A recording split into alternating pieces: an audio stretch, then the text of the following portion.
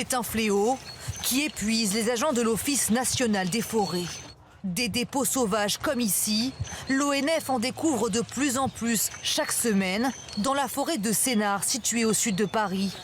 Des amas de détritus déposés le plus souvent par des entreprises du BTP qui ne veulent pas payer les frais de déchetterie.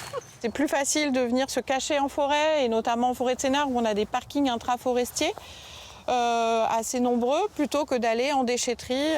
Abandonner ces déchets dans la nature, un acte passible de 2 ans de prison et 75 000 € d'amende.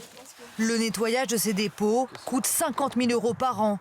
Alors pour tenter d'enrayer le phénomène, les agents de l'ONF mènent l'enquête en fouillant dans les déchets.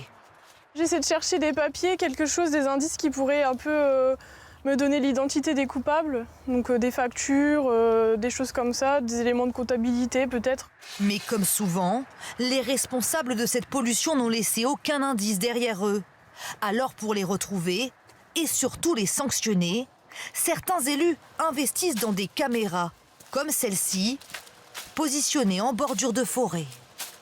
Avant les caméras, on ne pouvait pas retrouver les auteurs. Parce qu'en fait, ils venaient ici de nuit, ils déchargeaient leurs déchets et ils repartaient très vite en voiture et c'était terminé. Dans cette zone, si un habitant dépose des déchets à côté des bennes à ordures, il est directement repéré par la caméra qui est reliée à ce centre de surveillance, comme sur cette vidéo, captée le matin même. Là, on peut voir qu'une dame arrive et dépose des sacs à côté du conteneur à vêtements. On a les images. On a réussi à capter une plaque par lecture. On fera un rapport, un procès-verbal pour que cette personne soit verbalisée.